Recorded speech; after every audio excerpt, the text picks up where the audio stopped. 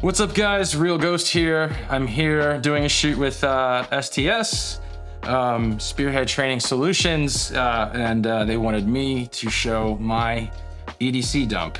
It's probably going to be a short one because I'm much more of a minimalist when it comes to EDC, especially when it comes to people who like to carry like multiple knives, like Tyler likes to carry multiple knives, but me, I barely even carry a knife as it is, but I do carry one every now and then. And I just want to go straight into it. And the first thing I'm going to start off with is obviously a given. If you watch Dane and Tyler's, a phone. And why are people showing a phone as an EDC? Because it's so important to make emergency phone calls. In case no one knows this about cell phones, the GPS that's inside of a cell phone does not need cellular network for it to work. So if you get lost, you're out in the woods, especially with the new iPhones that actually link through satellite completely, you can find your way out of a bad situation with GPS on a phone. So it serves so many more purposes than people actually really think. Like, okay, yes, I make a phone call, I can call the police, I can call my mom, I can call my dad to pick me up from the airsoft game. But I mean, having the capability of GPS, especially now with the newer iPhones, it's probably one of the most important things. And that's why phones are very, very important to talk about, especially the newer phones that use satellite now. So let's get that out of the way. Along with the phone is the Apple Watch. And the Apple Watch also important because it does the same exact purpose with GPS. This also has the capability to make phone calls without the phone. Granted, this does have to be plugged in to make a phone call, but this does have its own line. So I can leave the house without my phone. If I choose not to go out with a phone, maybe I want to dress light. It is South Florida after all. And I just want to take the watch out with me. I've done this many times. I went to music festivals with just this. I was able to make texts, phone calls. I was able to know and navigate around Miami City with just my Apple Watch. So that's a very important part to my EDC as well. And of course, the other givens are going to be wallet, cover my identification on there, keep my old military CAT card in there because, and I keep it on the front. Sometimes it helps me out of a speeding ticket or something, and carries my money. Of course it carries your money. That's a very given thing too. But the biggest thing about this is it has a tracker device in it. So it has one of those credit card tiles in there. So if I ever lost my wallet, someone stole it and they don't know what that is, hopefully they don't find it before I figure out that my wallet's gone, I can track my wallet down and actually find it. But at the end of the day, it doesn't really matter because I never carry cash. If I ever was in any kind of situation where anyone was going to rob me, wanted to take my money, I'm not gonna just pull out my weapon and just start shooting them, especially if like they have a knife to my throat or something. Some district attorneys or prosecutors might want to call that murder. I'm not taking that chance. I'm just gonna give them my wallet. Of course, if my wallet was not enough and now they want to take my life, that's where these other tools will come in. So I'll just give them my wallet because a credit card, they can take my credit card, walk away with it, and they're going to be very surprised to see it was canceled after 20 minutes. Not a big deal. So I never carry cash, just my debit card, a couple of credit cards, my ID, military ID. Obviously, keys. We talked about keys before in other videos, but why are my keys in particular different from other keys? And that's this little guy right here. And this is not a USB drive. This does not hold all my favorite fire trap music. This is called an OMG cable or an OMG dongle, and this could be used for a lot of reasons. It's basically a rubber ducky, but does not hold any memory. You can have it write code to a computer. You can have it download malicious stuff to a computer. You can basically take complete control of a computer however you program this, and it is part of my everyday carry. Why do I have that? Because you never know when you might need that. Because 5th generational warfare is becoming a thing. Learn to protect yourself and also fight back with it as well. So everyone carries a knife, right? So I carry this tiny little baby Gerber knife. It's called a Buck from Gerber. This little knife, which is a nice piece of China, because it's made in China. China. This I won in a land navigation competition in the Army. So when people say like, oh, people in the Army don't even know land nav. I mean, I'm pretty good at land nav. I won a damn knife because of it. So do I carry this every day? No, not really. I'm not a big one to carry on knives. I don't nerd out on knives. Knives are not really my thing, because every time I really do carry a knife or use a knife, I'm using it to open up an Amazon box. So That's why I really don't carry knives. But if I ever decided to want to carry a knife, this is what I carry. And it's nice and small. It's pretty sharp and it's good at slashing. I really wouldn't stab somebody with it. It's not as big, but yeah, I do have a knife. Don't really carry it. It's just not my thing. Sunglasses. Never go wrong with Oakleys, which are polarized too and fogging up like shit right now.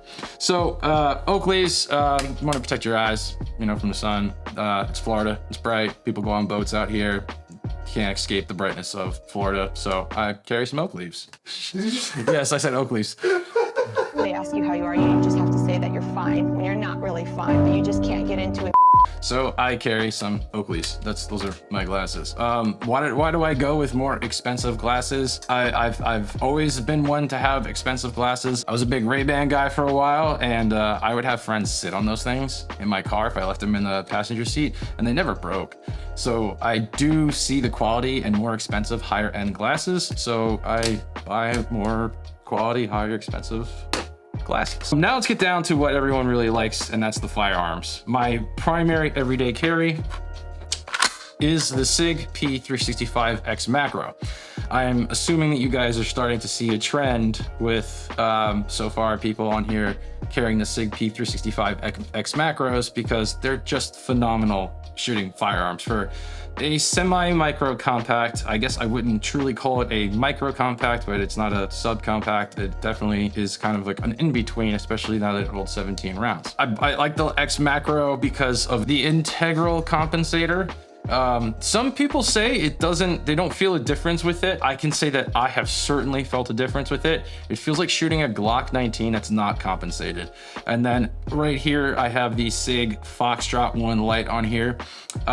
It's a nice light, but it's not something that's gonna be living on here forever. Recently just had some friends show me their X Macros with the TRL7 sub. It had a higher light output. It definitely is a lot slimmer, so holsters felt nicer to wear. And of course, the traditional Holosun 507K.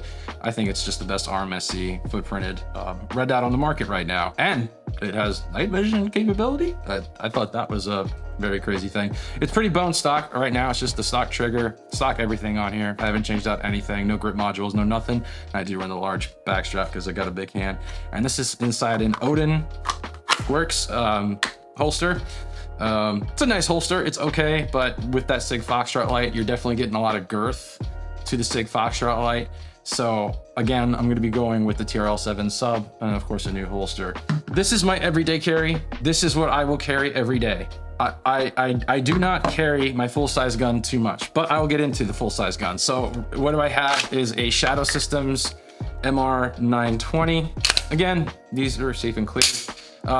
This is got a little bit work done to it. As you can tell, it's definitely far from stock as you buy an MR920. MR920s are, of course, Glock 19s that are far from stock and just done up with all the works. But I took it even a little bit further than that. So let's start with the trigger. The trigger in this is those drop-in Zev Technologies triggers.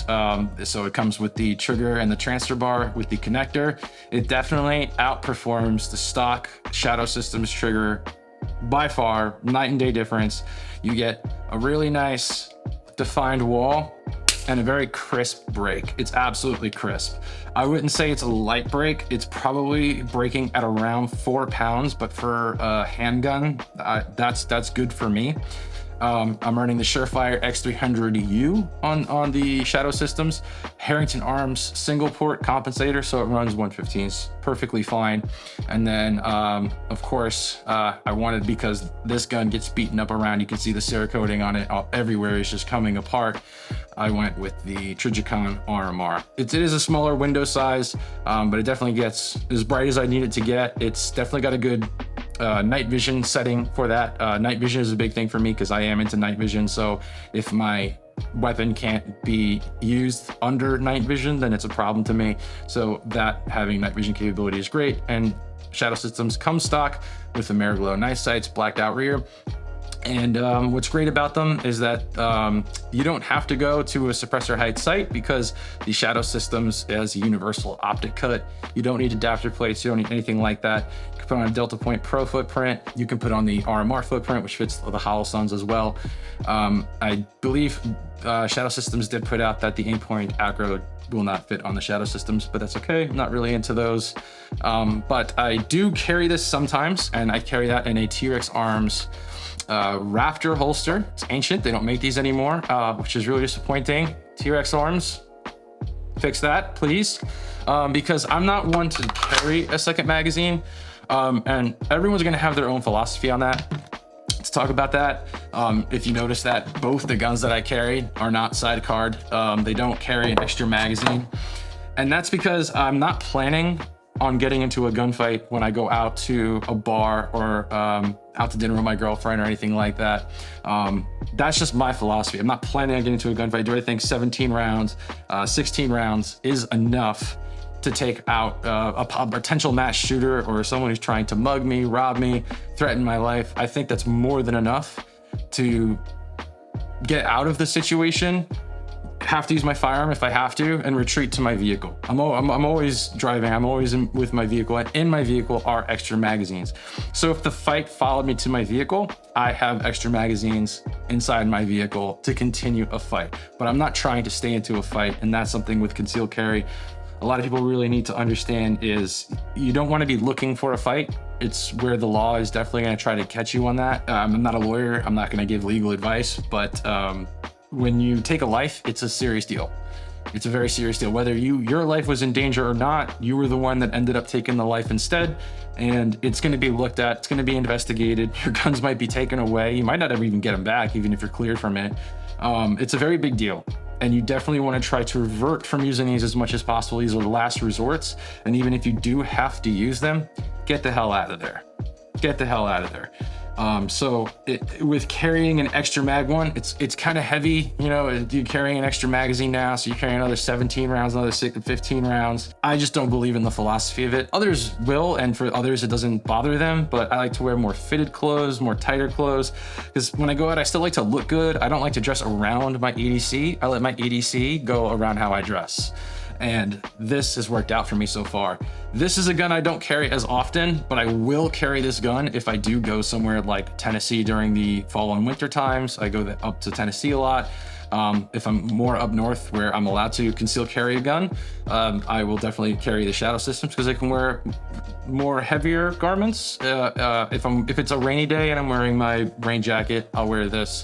Again, like Dane and Tyler said in their video, these are the guns that they train with, and this is the gun that I train with the most. I also train with this gun just as equal as this gun, but it's a night and day difference with how these guns shoot. The Glock 19, especially with a single port comp on it, is going to shoot flatter, better, just feel better in your hand overall than the SIG 365X macro is going to. This is for convenience, this is for performance.